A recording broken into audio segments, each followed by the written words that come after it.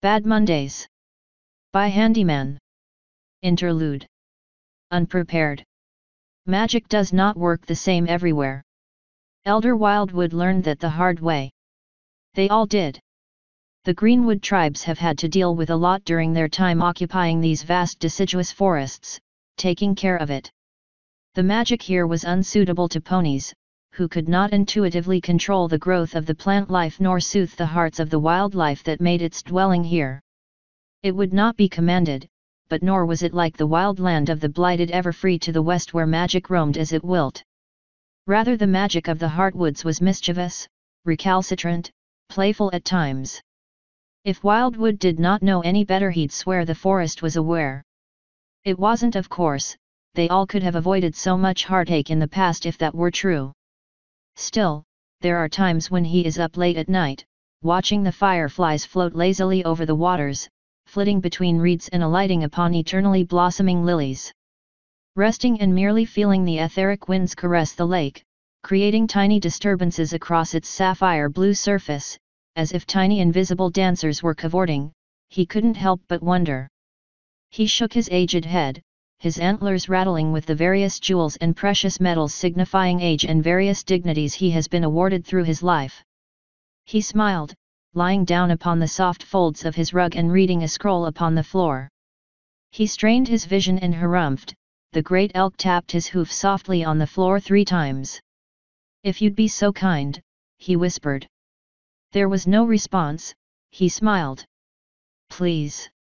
A small sound, like that of rubber stretching before slowly changing and turning silent.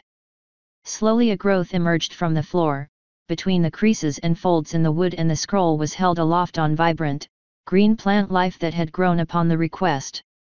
Elder Wildwood muttered a thanks to nobody in particular, now leaning forward only slightly to read comfortably. It was a letter from his dearest grandson. The young buck was always so restless. Reckless even. To this day he still disagreed with his fellow elders for choosing him as the lord in winter. Alas, it was deemed in the forest's best interests. The last lord had disappeared in the spring and the hearth fire had gone out, which meant the worst. Without one, the ever-fractious tribes would have no unifying voice and the forest's magic would slowly loosen its bonds with his people, rejecting them. And then winter would come. He looked up from the letter. It regaled a tale of some foolishness regarding his grandson's latest escapades in the south, where the borders of their Heartwoods and Equestria met with the Black Isles enclave. That sounded like a debacle that he really could not care for. Generally Heartwood's neighbors left them alone. The ponies generally did not interact with forests they didn't have control over, and the griffins generally considered the forest to be a border of sorts and lumbered from their own woodlands. Most of the time anyway. There were occasions where they would trespass or poach, and that led to all sorts of shenanigans. Not that his own people weren't guilty of border incidents themselves, which hopefully he could prevent this from becoming one if he acted quick enough. Had only the lad been any other stag. He chuckled softly to himself, chiding his uncharitable demeanor. Had he not been much the same in his younger years? Such serious attitudes did not suit them, for what were they but the impertinent and invincible folly of youth personified? He'd have words with him later when he returned home. Right now he had other concerns. He had word back from his friend in the west. The roads were too dangerous and he had too many eyes upon him. They could not afford to lose the crown when they had only just recently retrieved it. Instead a courier would be sent in his place. One who, hopefully, the eyes of their enemies had not alighted upon. Wildwood grunted as he got up, the growth receding back into the wooden floor as he made his way to the door. The wide portal opened as he approached it, granting him passage to the bridge outside. He stopped halfway across the oaken construction and gazed over the city around him. The tall and mighty arch trees stood firm and eternal, shifting almost imperceptibly to even his heart sight as the wood coursed with the lifeblood of the forest.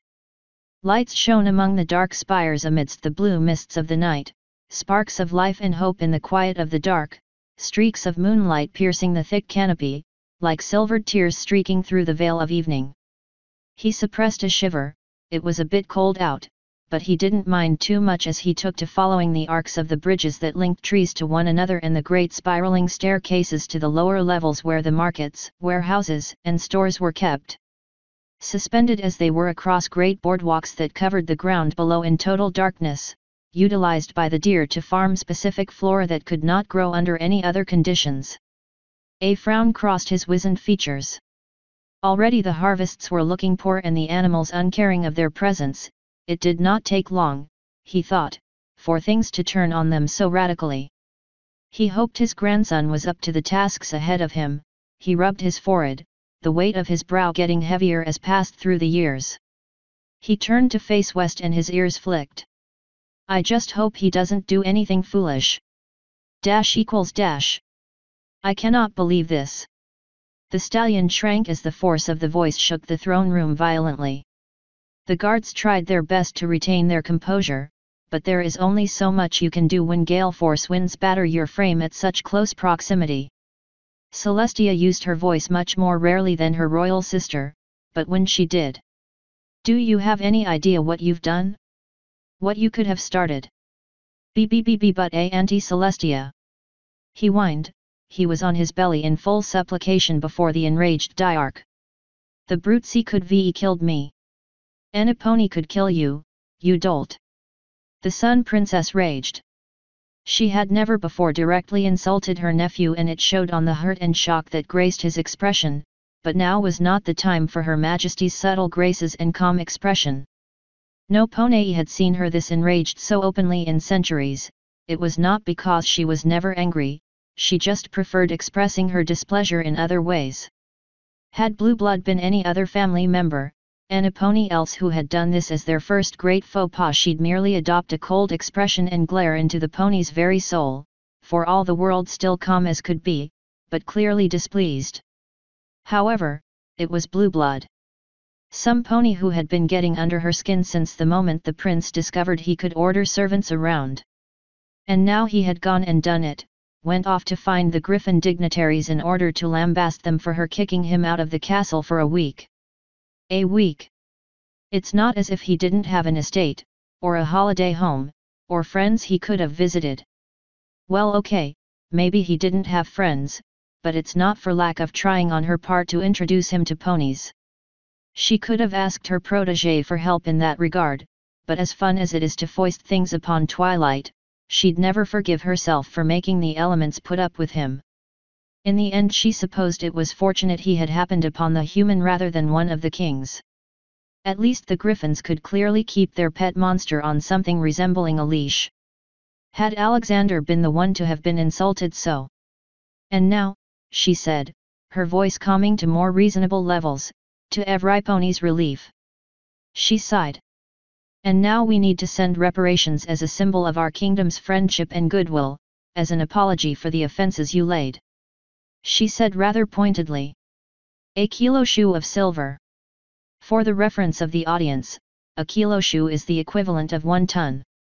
Which seems rather a lot by human terms, and truthfully it is, but Equestria is swimming in the stuff while Griffonia happened to be having a shortage at present. Even so, it is a noticeable hit to the royal budget for the year, and not one Celestia enjoyed having to use on something that could so easily have been avoided. Blue Blood had never been so terrified in his life.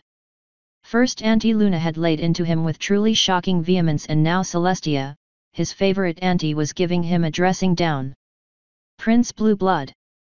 She began after some silence. In your time here you have been harsh, apathetic, and cruel to your fellow ponies. Her serene, motherly tone had returned, but even as it did, it had no warmth for her nephew. You have been selfish, indolent, vain, self-centered, deceitful, contemptuous, dull. Dull. Ignorant, shiftless, arrogant, clueless, unimaginative, miserly, yet somehow still manage to squander your monthly stipend on pointless nonsense. But my petunias. No pony cares. They don't even cost that much. How you blew so much on Blue Blood. You have embarrassed Equestria in its entirety, and myself and my sister personally, she said after stopping herself. She still had a lot of pent-up frustration and anger to unleash, but had to remember he was family and it simply wouldn't do to break his legs in 4 places each.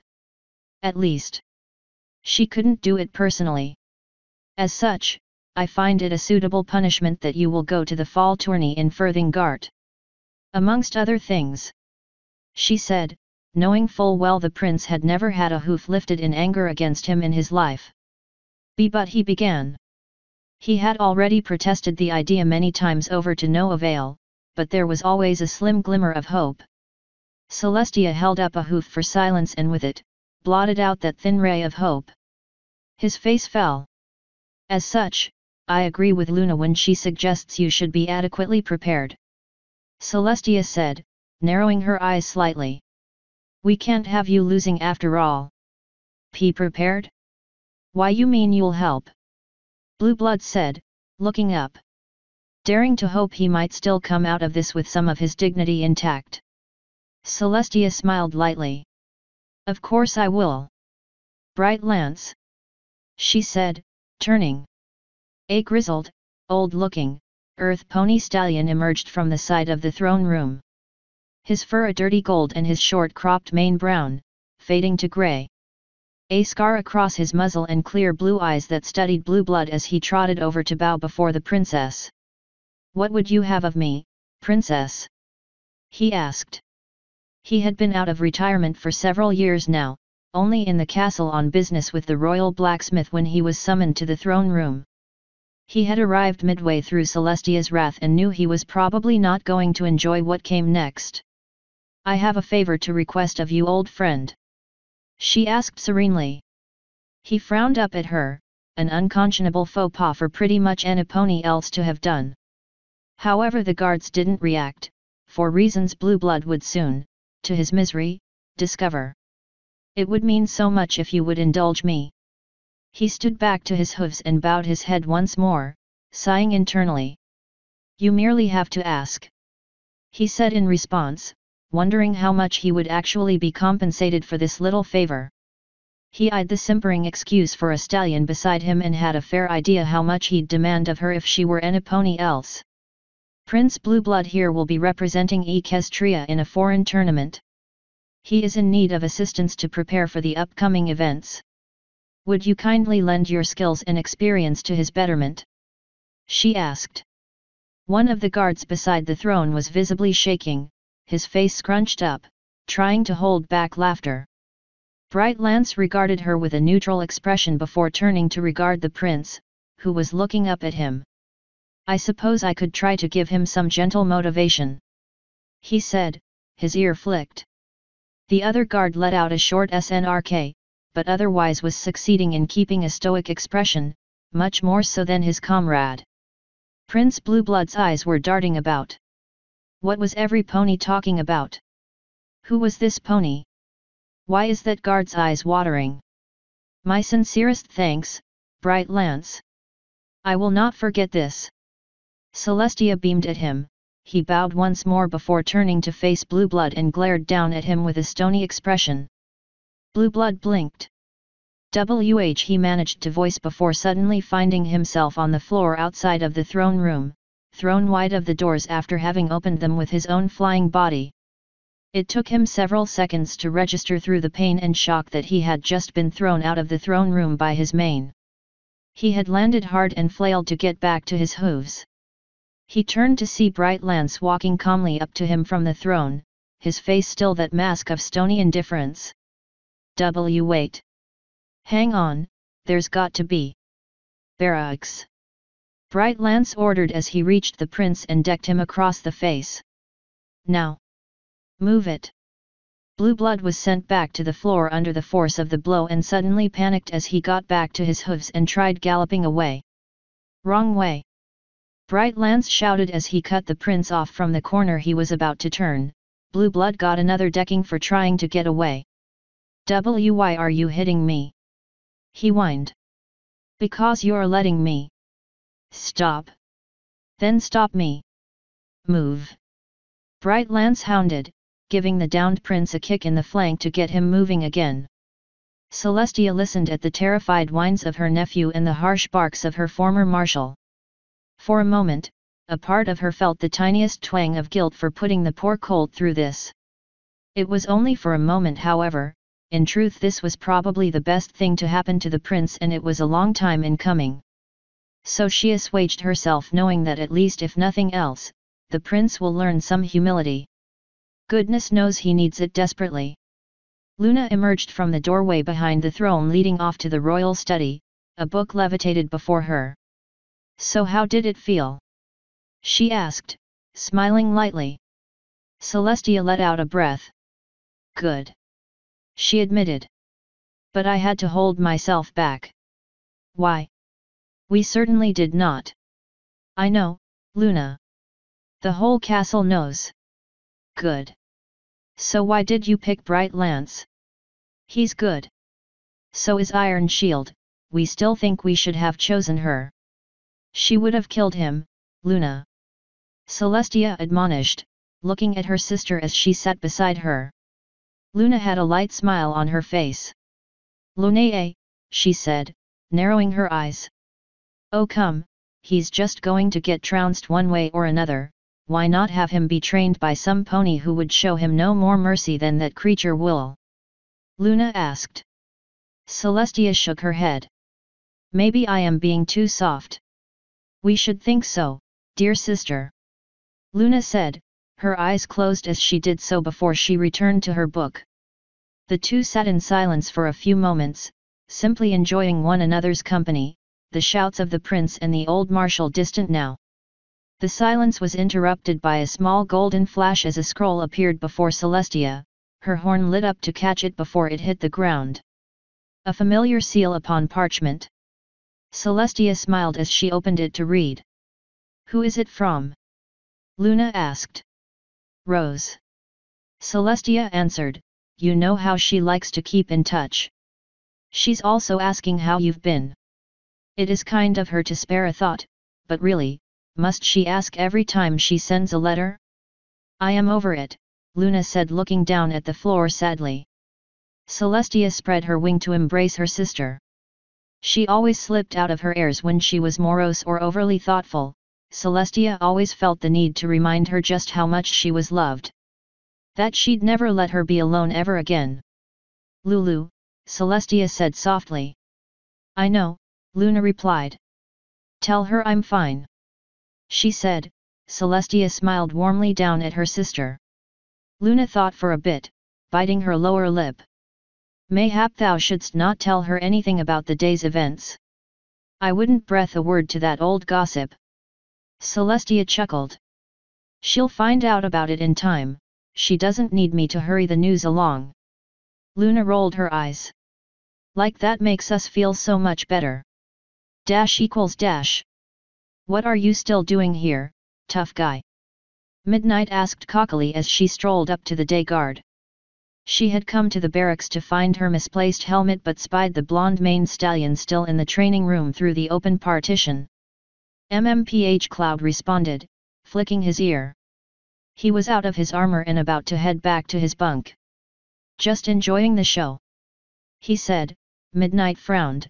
From what she could hear, it was just some instructor running a new recruit through the ringer. She walked around the partition to get a better look. Wow, haha, is that who I think it is? She asked, gesturing with a hoof. Cloud affirmed, his face as unmoving as it ever was. Honestly, if she hadn't known him for as long as she did, she'd swear his face was stuck like that, carved out of unyielding stone. About time, I'd say. He said. She had a few minutes to spare before she went to her rounds for the next 8 hours, so she sat there with him. Prince Blueblood, wearing padded neophyte armor and a rickety helmet, was trying, and failing, to defend himself with a padded staff. The grizzled yellow pony was showing him no mercy. Duck! Wah! Prince Blueblood said before he got a blow to the head that sent him reeling, his tongue sticking out stupidly as he tried to regain his senses. Watch your footing! And with that he was taken off his hooves by a low swing of the old marshal's staff. The pony used the momentum to stick one end of the staff to the wooden flooring, leaning against it at an angle with his front hoofs. This was basic spear training most guards had to go through, not even allowed to train with any other weapon until they got this most basic form of combat right. The prince was a unicorn, which gave him a lot of advantages, even if he was not a mage, but no pony got any slack with him for any reason. Prince or not, Blue Blood was going to be trained properly. Whyyyy, he whined, eye blackened from the abuse. He felt something move in his mouth, he rotated his tongue and spat. A tooth bounced along the hard panel floor, Blue Blood gasped and stared at it in mortification. Bright Lance just shook his head before rearing, spinning the staff around before sticking it into the ground again and leaning his weight onto it. The minute muscles in their hooves allowed ponies an extraordinarily versatile grip, allowing them to feel yet at the same time, unable to feel pain through them. Otherwise horseshoes for hard face work and long-distance traveling by hoof would be wildly impractical. This is especially true with earth ponies whose entire magic was almost entirely focused through their hooves. If Blue Blood felt he was punishing him, he had no idea how rough he could get. Get back up. We aren't done yet. No. Blue Blood said weakly before getting smacked on the back, forcing him to move. Ha ha ha. Midnight laughed. She knew it was rude to laugh at another's misfortune, but this was too good to pass up. I see why you stayed, but I must admit I am a bit disappointed, she said, pouting. Cloud said, not turning to look but inclining his head. And here I thought you were just here to wish me good night. Humph, he responded. She smirked before turning back to the show before them. You know, I think those ponies are taking bets. She said, pointing a hoof to their right. Several other day guards were chatting with their night guard relief. One of them, a day guard by the name of Gemstone, was gathering slips of paper in her helmet. Don't even think about it. Cloud admonished. She frowned at him. Gambling while on duty is unprofessional. Hey Skippy, want in? Gemstone said, levitating her helmet over. His eye twitched at the nickname. He raised his right wing and a primary feather dropped a neatly folded slip of paper into the helmet. Midnight glared at him incredulously as Gemstone trotted off. Unprofessional, hey? She said indignantly, narrowing her eyes at him. He didn't turn to meet her gaze. And just what was that then? I'm not on duty. He smiled.